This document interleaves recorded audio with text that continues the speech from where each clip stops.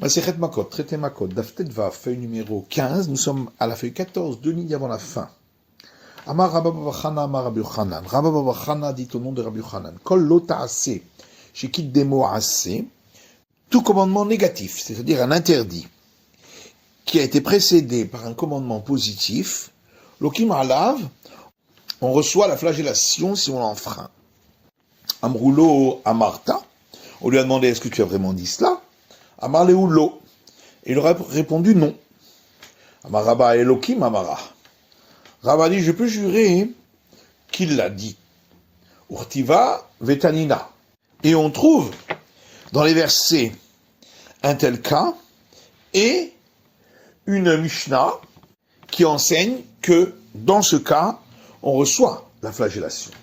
Ktiva, on trouve ainsi dans les versets Vishalchu min hamachane vegomer, et ils renverront du camp, etc., tous ceux qui sont impurs, velo etammeu et mahanehem, et ils ne rendront pas impurs leur camp. Il y a donc un commandement positif suivi d'un commandement négatif. Tanina, et on trouve dans notre Mishnah, Habal Mikdash Tamé, que celui qui entre au sanctuaire alors qu'il est impur, il reçoit la flagellation. Et là, mais alors, pourquoi est-il revenu en arrière? Mishum le cas chialé ones, parce qu'il avait une question à partir du cas de celui qui a contraint une jeune fille vierge à avoir des relations avec lui. Or, la Torah a écrit à son sujet qu'il doit la garder pour femme et il ne peut pas la renvoyer. D'Etania, et nous trouvons dans une braïta, Ones Shegiresh, si cet homme-là, qui a une relation avec une femme sans consentement, il l'a divorcée, Im Israël hu marzir venoloke. Si c'est un Israël, il la reprendra et ne recevra pas la flagellation. Im kohenu loke veino marzir. Si c'est un prêtre, il n'a donc pas le droit de se marier avec une divorcée, il recevra la flagellation et ne pourra pas la reprendre. Im Israël hu marzir venoloke. On a donc dit que si c'est un Israël, il la reprend et ne reçoit pas la flagellation. Mais pourquoi? L'ota assez chéké des mois assez où?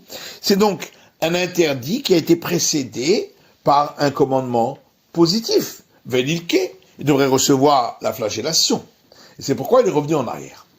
Amaoula, et Oula dit pour répondre à cette question, le verset n'avait pas besoin de dire que pour lui elle sera sa femme, dans le cas donc de celui qui a une relation avec une jeune fille vierge sans son consentement. On pouvait l'apprendre du cas de celui qui a diffamé contre sa femme.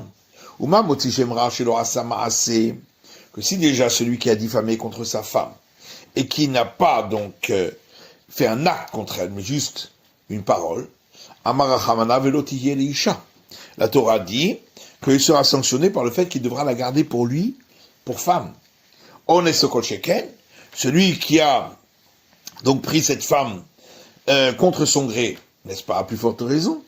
Et donc pourquoi le verset l'a-t-il dit? Puisqu'on n'en a pas besoin pour avant qu'il ne la divorce, on l'utilisera pour après qu'il l'a divorcée, chez Imgiresh et Argir, que s'il l'a divorcée, il pourra la reprendre et ainsi rattraper l'interdit qu'il aura fait, et c'est pourquoi il ne reçoit pas la flagellation.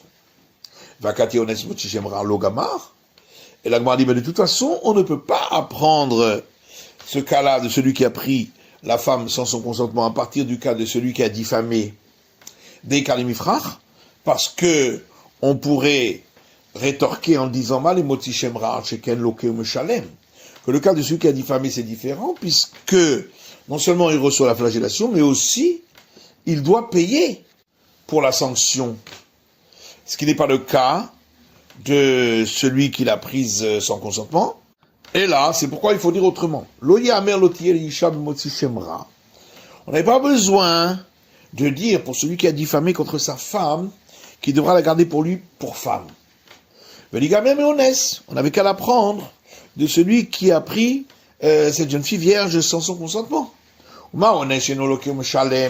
Si déjà, dans ce cas-là, de celui qui a pris la jeune fille vierge sans son consentement, où on voit qu'il ne reçoit pas et la flagellation et l'obligation de payer une somme d'argent. Amar Hamanai, malgré tout, la Torah a dit Velotiye l'Isha, qui devra la garder pour lui comme femme. Aussi, Shemra lo kol sheken. Donc, dans le cas de celui qui a diffamé, qui lui a les deux sanctions, n'est-ce pas, à plus forte raison. La manémar, pourquoi le verset l'a dit?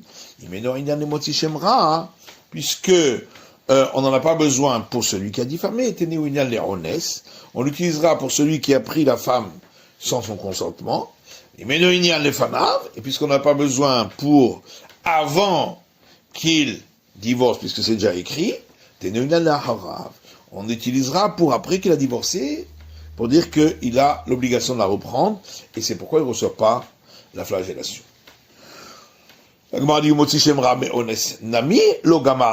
Mais en vérité, on ne peut pas apprendre pour celui qui a diffamé à partir de celui qui a pris cette jeune fille vierge sans son consentement. Dit Kalimifra, parce qu'on peut rétorquer mal, que dans le cas de celui qui a pris la femme sans son consentement, il a fait un acte, ce qui n'est pas le cas de celui qui a diffamé, qui a juste dit une parole. Et là, seulement, il faut dire ainsi. On n'avait pas besoin de dire dans la Torah qu'il doit la garder pour femme, dans le cas de celui qui a diffamé. Shari Ishtohi, puisqu'elle est déjà sa femme. La manéma, pourquoi on dit elle devra être sa femme? Donc, puisque tu ne peux pas utiliser cette forme-là pour celui qui a diffamé, tu l'utiliseras pour celui qui a pris une jeune fille vierge sans son consentement. Et puisqu'on ne peut pas l'utiliser pour avant qu'il ait divorcé, puisque c'est déjà écrit dans le verset, on l'utilisera pour après qu'il a divorcé. D'idée. Pourquoi on ne pourrait pas dire que puisqu'on ne peut pas l'utiliser pour celui qui a diffamé avant qu'il l'ait divorcé, on l'utilisera pour après qu'il ait divorcé? Pour dire des lolaké qui ne reçoit pas la flagellation quand il la divorce, puisqu'il peut réparer. Et la chénami. Et elle m'a dit oui, effectivement, on l'utilisera pour celui qui a diffamé, pour après qu'il a divorcé, pour dire qu'il ne reçoit pas la flagellation. Et de là, on déduit également pour celui qui avait pris cette femme, jeune fille vierge, de force. Mais par quel argument on apprend de là-bas? Si c'est par un argument a fortiori, ou si c'est par une simple comparaison entre les deux cas. On peut rétorquer, comme on a déjà dit auparavant, que dans le cas de celui qui a diffamé, c'est différent, puisqu'il n'a pas fait d'acte. Or, ici, il a fait un acte. Et là, Marava, mon Rav a dit, en vérité, dans le cas de celui qui a pris la femme sans son consentement, c'est marqué, il ne pourra pas la reprendre tous les jours de sa vie. Pourquoi on rajoute tous les jours de sa vie? Pour nous dire que, à tout moment, il a l'obligation de la reprendre. Et donc, il a un commandement positif après le commandement négatif qui fait en sorte qu'il ne reçoit pas la flagellation. Et de même, lorsque Ravin est venu, il a dit au nom de Rabbi Yochanan, Kol Yama Ba'amud V'Arzer. Étant donné que c'est écrit dans le verset tous les jours de sa vie, c'est pour nous dire qu'il a tout le temps l'obligation de la reprendre, même après qu'il a divorcé. Amar le Rapapa le Rava, Rapapa dit à Rava, Valodame lavé le lave de Chassima. Pourtant, même s'il n'y avait pas ce commandement positif après, à partir du moment où il y a un commandement positif avant, donc le commandement négatif ne ressemble pas au commandement négatif type, qui est celui de ne pas museler l'animal lorsque il bat la récolte, et qui est juxtaposé avec la flagellation. Et de là, on apprend toutes les règles concernant les commandements négatifs pour lesquels on apprend flagellation. Et donc ici, il ne ressemble pas. Donc il ne devrait pas recevoir la flagellation de toute façon. Il a répondu quoi? Parce que la Torah a donné un commandement positif auparavant, alors ça enlèverait la force du commandement négatif.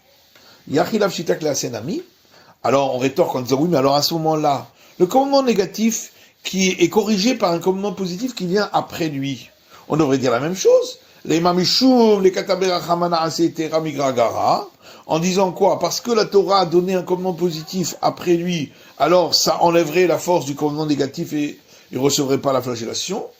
Or, on voit bien que dans ce cas-là, il ne reçoit pas la flagellation. Il a répondu, oui, mais là, c'est différent, parce que le commandement positif vient corriger le commandement négatif, c'est pourquoi il ne reçoit pas la flagellation. Et la Gemara dit, ce qu'on a dit, que toute sa vie, il a l'obligation de la reprendre, et c'est pourquoi il ne reçoit pas la flagellation, puisqu'à tout moment, il peut dire qu'il va la reprendre.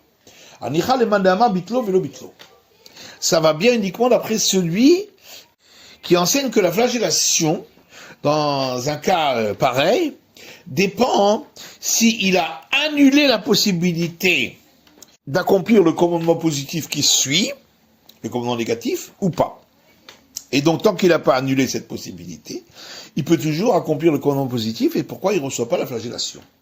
Et là, les mandamar kimo, vélo kimo, mais d'après celui qui dit que ça dépend, est-ce que il accomplit le commandement positif immédiatement ou pas, et donc il ne peut pas dire qu'il va l'accomplir plus tard. Et donc il y a un moment où il doit recevoir la flagellation s'il refuse d'accomplir le commandement positif. Maïka le mémar. Et qu'est-ce qu'on va dire alors? Pourquoi on ne lui donne pas la flagellation lorsqu'il ne la reprend pas? Et là-dessus, la Gemara répond, Midé Utama, il a le Rabbi Yochanan. Tout ce qu'on a expliqué ici, c'est pour comprendre l'enseignement de Rabbi Yochanan. Amar le Rabbi Yochanan et Tana. Or voilà que Rabbi Yochanan a dit à celui qui lui rapportait une braïta, Tani bitlo haya velo bitlo patour. Tu dois enseigner dans cette braïta que s'il a annulé la possibilité d'accomplir le commandement positif, alors il reçoit la flagellation, mais s'il n'a pas annulé sa possibilité d'accomplir le commandement positif, il n'est pas passible de la flagellation. Donc pour Rabbi Yochanan, la question ne se pose pas. Des Tanetana, Kamel et Rabbi Yochanan, puisque un maître a rapporté une braïta devant Rabbi Yochanan qui dit Kol mitzvot lo ta'aseh, sheyesh ba kum ha'aseh, tout commandement négatif, donc interdit, pour lequel il y a un commandement positif, qui est ma'aseh sheba patour. S'il accomplit le commandement positif qui suit, il est dispensé de la flagellation. Bitel ha'aseh sheba hayav. Et s'il a annulé la possibilité d'accomplir le commandement positif, il recevra la flagellation. Amar le Maïka Amart. Alors Rabbi Yochanan lui dit, mais je ne comprends pas qu'est-ce que tu dis ici. Qui aime patour, lo qui aime chayav, bitel chayav, lo bitel patour. Ou bien tu dis, s'il a accompli le commandement positif, il est dispensé de la flagellation, mais s'il ne l'a pas accompli, alors il doit recevoir la flagellation. Ou bien tu dis, s'il a annulé la possibilité d'accomplir le commandement positif, il est passible de flagellation, et s'il ne l'a pas annulé, il est dispensé. Mais là, tu as mélangé les deux. Tané bitlo velo bitlo. Donc il faut que tu enseignes dans la braïta que tout dépend s'il a annulé la possibilité d'accomplir le commandement positif ou pas. Rabbi Shimon ben Lakish omer kimo velo kimo.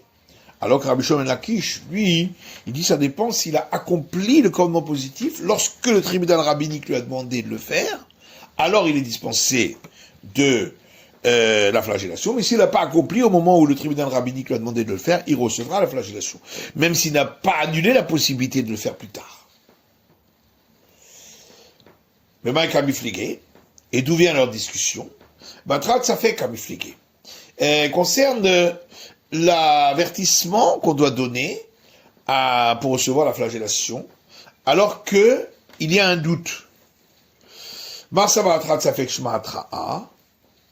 L'un pense que, même si l'avertissement, il comporte un doute, c'est quand même un avertissement. C'est l'avis de Rabbi Yochanan. Et donc, bien qu'au moment où on l'a averti, on n'était pas sûr qu'il allait annuler la possibilité d'accomplir le commandement positif qui suit, malgré tout, s'il l'a annulé, eh bien, il recevra la flagellation. Omar Samar et l'autre pense, c'est-à-dire Eslakish, Atrat Safek Loshmatra, que un avertissement dans le doute n'est pas considéré comme un avertissement, c'est pourquoi il considère qu'immédiatement, en ayant enfreint l'interdit, il devrait recevoir la flagellation. Et le fait qu'après, il va accomplir le commandement positif vient remplacer la flagellation. Et donc, il s'agit d'un avertissement qui est sûr et non pas dans le doute. Et les deux protagonistes, ici, Rabbi Yochanan et Resh Lakish, suivent leur avis, qu'on a vu par ailleurs. D'Itmar, il y a un enseignement qui dit, si quelqu'un dit, je jure que je mangerai ce pain-là aujourd'hui. Et le jour est passé, il ne l'a pas mangé. Rabbi Yochanan et Resh Lakish, Rabbi Yochanan et Resh Lakish disent tous les deux qu'ils ne reçoivent pas la flagellation. Rabbi Yochanan Omer et Noloke. Rabbi Yochanan dit qu'il ne reçoit pas la flagellation. Parce qu'il s'agit d'un interdit pour lequel il n'a pas fait d'acte, puisqu'au contraire, il n'a pas mangé le pain, et c'est pourquoi il a enfreint l'interdit. Or, tout interdit pour lequel il n'y a pas un acte pour l'enfreindre, on ne reçoit pas la flagellation. Resh Lakish Omer, Resh Lakish dit, et Noloke, on ne reçoit pas la flagellation, parce que l'avertissement qu'on va lui donner est toujours dans le doute, puisqu'il peut toujours dire, même si maintenant il ne le mange pas, il pourra le manger plus tard. Et tout avertissement qui est en vérité dans le doute n'est pas considéré comme un avertissement. C'est la fin de l'étude du Daf Tetvav de la feuille numéro 15.